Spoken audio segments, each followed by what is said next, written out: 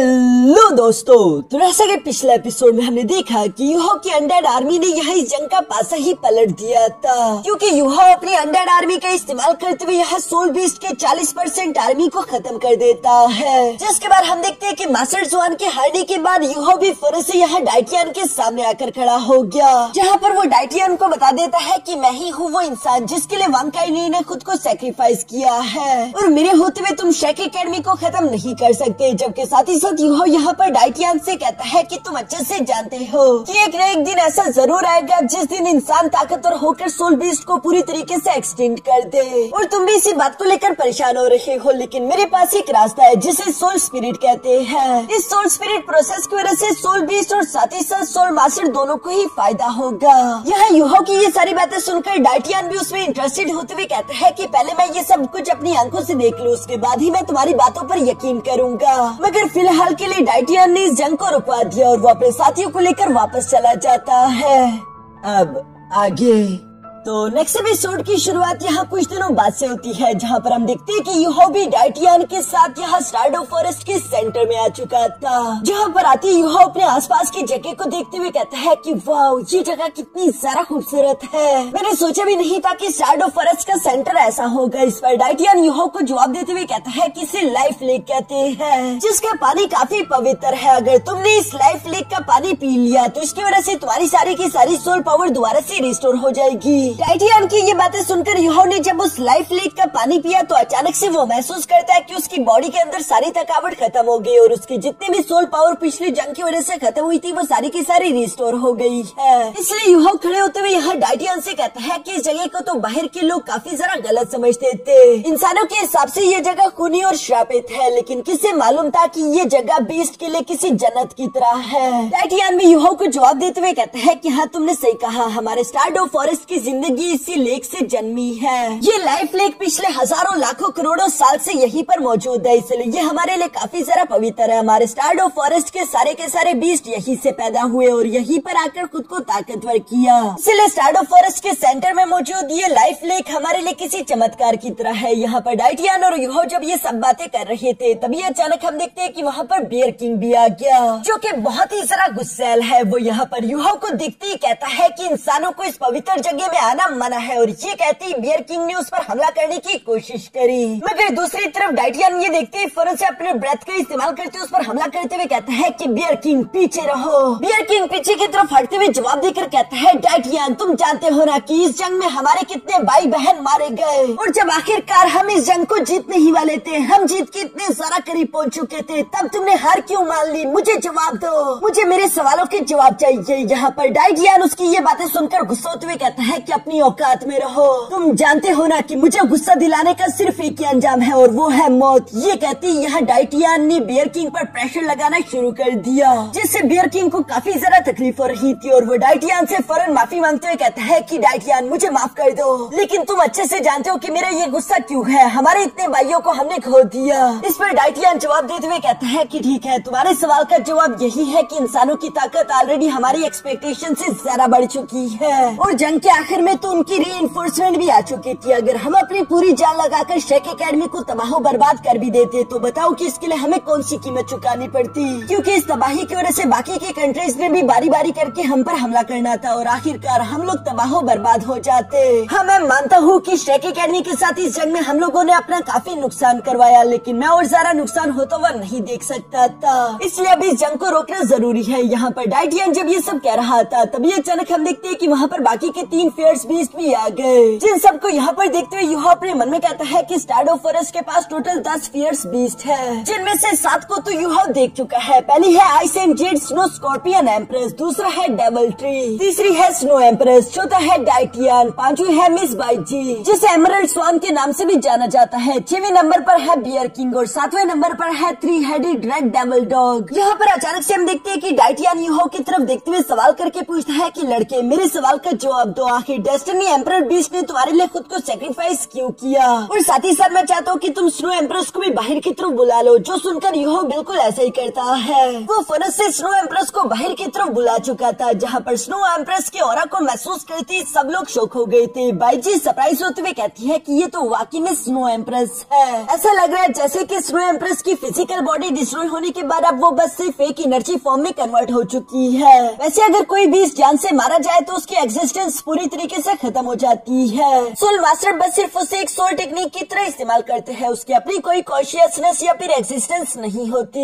लेकिन soul spirit का case अलग है। यहाँ पर ये पूरी तरीके से अपनी कॉन्शियसनेस रखते हैं और ये बाहर की तरफ आकर सोल मास्टर के साथ एक बाउंडिंग बनाते उसकी मदद भी कर सकते हैं। जैसा कि अक्सर हम लोगों ने फाइट में देखा कि स्नो गर्ल यूहो की मदद करते हुए उसके साथ मिलकर फाइट करती है। अब यहाँ जब स्नो एम्प्रेस को यूहो ने दिखा दिया था तो इसके बाद यूहो वांग काइनीर के बारे में भी बताने लगा कि मैं डेस्टिनी एम्परर बीस्ट से पहली दफा स्टार्ट ऑफ फॉरेस्ट में मिला था। और उसके बाद वो सारी की सारी कहानी बता देता है कि कैसे वांग काइनीर हमारे श्रेक एकेडमी आई, उसके साथ मेरी दोस्ती हुई और आखिरी फाइट हम लोगों की सन मून एम्पायर में हुई थी, जहाँ पर हम लोगों ने 3 डोलो सोल मास्टर्स का मुकाबला करते हुए कई सारे यंग सोल मास्टर्स की जान बचाई थी। जहाँ पर जब मैं मौत की कगार तक पहुँच चुका था तो वांग काइनीर ने खुद को सैक्रिफाइस करते हुए मुझे बचा लिया। ये कहानी सुनकर तो सब लोग ही इमोशनल हो गए थे। बाईजी इमोशनल होते हुए कहती है तो इस तरीके से हमारे डेस्टिनी एम्परर बीस्ट ने खुद को सैक्रिफाइस कर दिया। मैंने बिल्कुल भी नहीं सोचा था कि उसकी जिंदगी इस तरह से खत्म होगी। डाइटियान खुद को संभालते हुए कहता है क्योंकि अब हमारा डेस्टिनी एम्परर बीस्ट मर चुका तो उसे जिंदा नहीं किया जा सकता।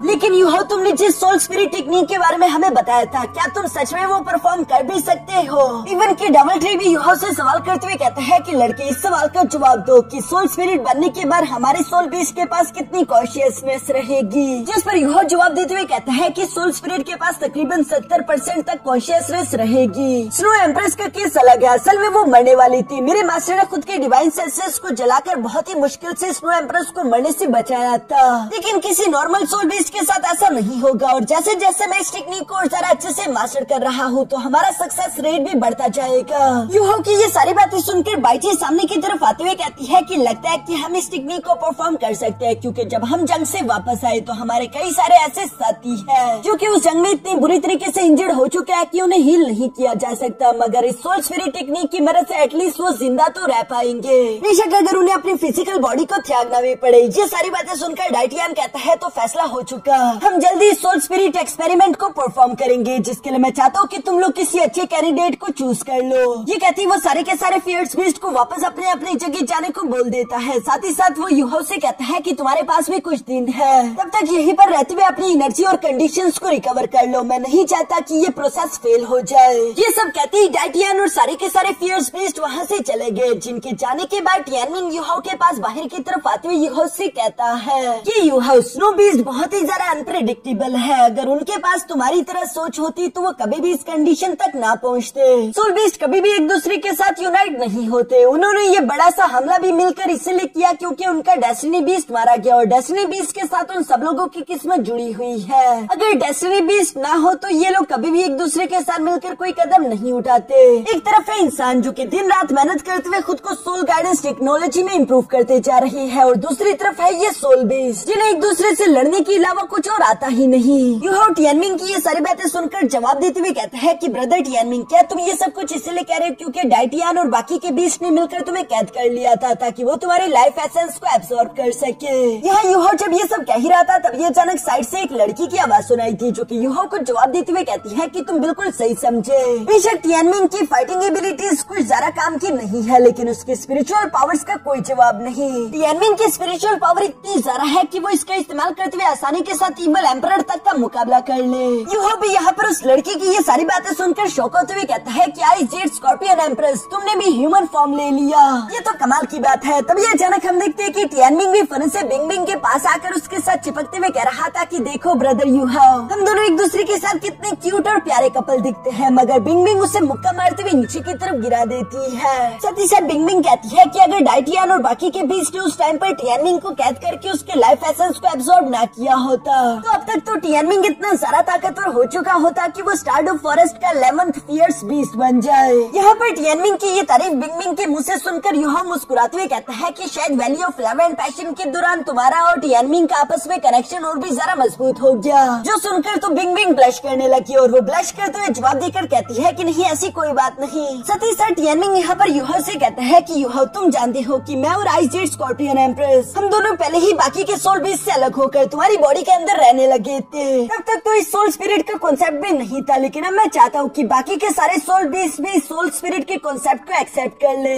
क्योंकि मैं नहीं चाहता कि इस डोलो कॉन्टिनेंट से सारे के सारे सोल बीस्ट हमेशा हमेशा के लिए एक्सटिंक्ट हो जाए। यूहो, सिर्फ तुम ही हो वो इंसान जो कि मेरी ख्वाहिश को पूरे करते हुए सोल बीस्ट को इस दुनिया से एक्सटिंक्ट होने से बचा सकता है। ये सारी बातें सुनने के बाद हम देखते हैं कि यूहो अगले कुछ दिनों तक वहीं पर सोल पावर इकट्ठा करते हुए कल्टीवेशन शुरू कर देता है। इस लाइफ लेक में यूहो की कल्टीवेशन दुगनी रफ्तार के साथ आगे की तरफ बढ़ रही थी। यूहो बहुत ही अच्छा महसूस कर रहा था क्योंकि उसकी टेक्निक काफी ज्यादा पावरफुल हो चुकी थी। साथ ही साथ यूहो इस टेक्निक को परफॉर्म करते हुए एल्डर मून को याद करते हुए कहता है कि अच्छा, तो उनका ये मतलब था अगर मेरी स्पिरिचुअल पावर और सोल पावर एक दूसरे के साथ मर्ज करते हुए नेचर के साथ एक हो जाए तो मैं इस तरह के अटैक्स जनरेट कर सकता हूँ। यहाँ पर यूहो जब ये सब कह ही रहा था तभी अचानक हम वहाँ पर एक आदमी को देखते हैं जिसके पास 2 ड्रैगन विंग्स भी थे और वो यूहो की तरफ बढ़ते उसकी इस टेक्निक की तारीफ करते हुए कहता है कि ये टेक्निक वाकई में कमाल की है। यूहो भी यहाँ पर उस आदमी को देखते हुए फर्ज से पहचान किया था कि ये आदमी कोई और नहीं बल्कि सीनियर डाइटियन है, इसलिए वो बहुत ही रिस्पेक्टफुली जवाब देते हुए कहता है कि सीनियर डाइटियन, आप तो बिला वजह ही मेरी तारीफ कर रही हो, ये टेक्निक तो इतनी भी खास नहीं थी। जिस पर डाइटियन यूहो को जवाब देते हुए कहता है कि बिला वजह इस तरह की बातें मत करो, मैं जानता हूँ कि तुम कितने सारा खास हो,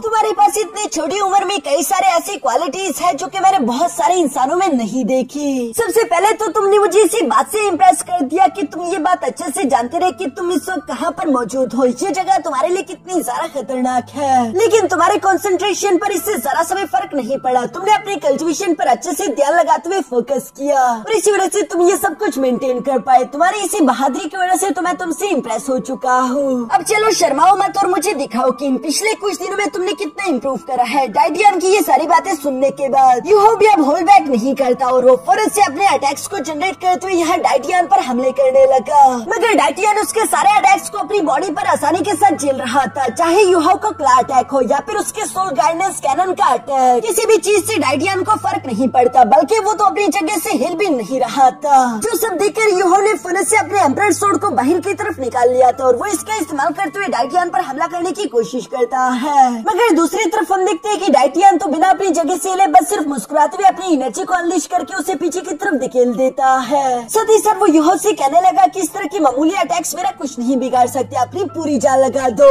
ये कहती है डाइटियन ने अपनी बॉडी से एक बहुत ही खतरनाक एनर्जी वेव अनलिश कर दी जिससे टकराते यूहो की सोल तक हिल जाती है। और अब यूहो भी समझ चुका था कि अगर उसे डाइटियन को इम्प्रेस करना है तो उसे अपने किसी पावरफुल अटैक को जनरेट करना ही होगा, जिसके लिए हम देखते हैं कि यूहो सबसे पहले वहाँ पर एक गोल्डन स्टार फॉर्मेशन क्रिएट करते हुए खुद को नेचर के साथ एक कर देता है, जिसकी वजह से यूहो की स्ट्रेंथ काफी हद तक इम्प्रूव हो चुकी थी और वो तेजी के साथ आगे की तरफ बढ़ते हुए डाइटियन पर पंचेस की बरसात करने लगा। जिन पंचेस से डाइटियन को ज्यादा फर्क तो नहीं पड़ रहा था, लेकिन वो देख रहा था कि यूहो का ऑरा अचानक से ग्रो कर चुका है। इवन की डाइटियन इम्प्रेस होते हुए अपने मन में कह रहा था कि मुझे यकीन नहीं आता कि कोई इंसान नेचर के साथ खुद को इस हद तक कंपैटिबल कर सकता है। ये लड़का वाकई में एल्डर मून का डिसाइपल बनने की काबिल है, क्योंकि इसने इंसानी फाइटिंग स्किल्स को एक नई बुलंदी तक पहुंचा दिया है। कोई टाइटल लेवल डोलो सोल मास्टर भी ये काम नहीं कर सकता। सिर्फ इस दुनिया में कुछ ऐसे इंसान है जो कि अपनी टेक्निक्स को इतने अच्छे से रिफाइन कर सकते हैं। यहाँ पर डाइटियन जब ये सब कह रहा था तब तक हम देखते हैं कि दूसरी तरफ यूहो हवा में जंप करते हुए अपने होंगडोंग पाम अटैक को जनरेट करना शुरू कर चुका था, जिसमें वो अपनी मिस टांगोटंग के लिए फीलिंग्स के इस्तेमाल करता है और इसलिए यूहो की ये टेक्निक सबसे ज्यादा डेंजरस थी। नीचे की तरफ मौजूद डाइटियन भी इस बड़े से पाम अटैक को अपनी तरफ आता हुआ देखकर थोड़ा सा परेशान हो गया। वो यूहो और मिस टांगोटंग के बहुत बड़ी छवि को देख पा रहा था, जिसके सामने डाइटियन काफी छोटा लग रहा था। डाइटियन समझ गया था कि उसे इस अटैक को डॉज करना ही होगा, क्योंकि ये अटैक डाइटियन को चोट पहुंचा सकती थी, लेकिन वो ऐसा दिखाता नहीं क्योंकि वो खुद भी एक गॉड लेवल का सोल बीस्ट है। हम देखते हैं कि उसने सिर्फ एक ही उंगली का इस्तेमाल करते हुए यहाँ पर जमीन के अंदर बहुत बड़ा क्रैक कर दिया,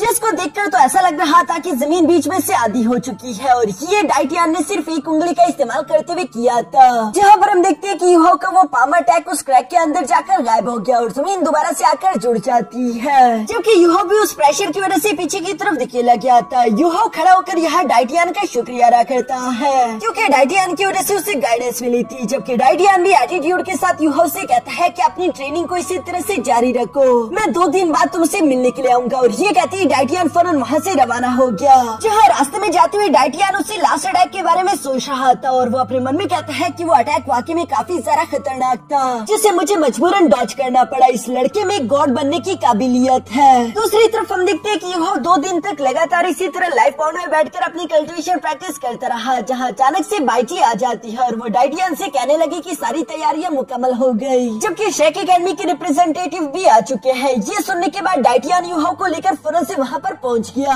जहाँ पर पहले से कई सारे सोल बीस्ट मौजूद थे, जबकि साथ ही साथ मास्टर जुआन और शेक एकेडमी के बहुत सारे डिसाइपल्स भी यहाँ पर आ चुके हैं। यूहो तो उन्हें देखकर मुस्कुराने लगा, जबकि मिस्टर बीवी को यूहो की फिक्र हो रही थी, मगर मास्टर जुआन उसे शांत करते हुए अपनी जगह पर रुकने को बोलते हैं। साथ ही साथ वो डाइटियान से कहते हैं कि डाइटियान, जैसा कि हमने तुमसे वादा किया था, लो हम यहाँ पर आ गए। जो सुनकर डाइटियान भी यूहो से कहता है कि बातों में समय जाया नहीं करते, तुमने जो थ्योरी हम लोगों के सामने पेश की थी, वक्त आ गया कि तुम उसे प्रूव करो और हम सब लोगों को ये सोल स्पिरिट बनाने का एक्सपेरिमेंट करके दिखाओ। यहाँ पर ये सारी बातें सुनकर बियर किंग धीरे से यूहो के पास आकर डाइटियान से कहता है, डाइटियान क्या तुम्हें नहीं लगता कि हमें इस लड़के पर कोई सील लगा देना चाहिए ताकि ये यहाँ से भाग ना जाए? मगर दूसरी तरफ डाइटियान तो उसे गुस्से से घूर कर देखता है, इसलिए बियर किंग को मजबूरन पीछे की तरफ हटना पड़ा, जो कि इस बात को शो करता है कि डाइटियान को यूहो पसंद आने लगा है। मगर बियर किंग को ये बात बिल्कुल भी हजम नहीं हो रही थी और उसे यूहो पर बहुत ही गुस्सा आ रहा था। तभी दूसरी तरफ हम देखते हैं कि यूहो भी मुस्कुराते हुए आगे की तरफ बढ़कर सोल बीस्ट और इंसानों के बीच में आकर खड़ा हो गया, जहाँ वो ऊंची आवाज में कहता है कि मैं चाहता हूँ कि इंसान और सोल बीस्ट दोनों ही अपने अपने कैंडिडेट्स को आगे की तरफ भेज दे।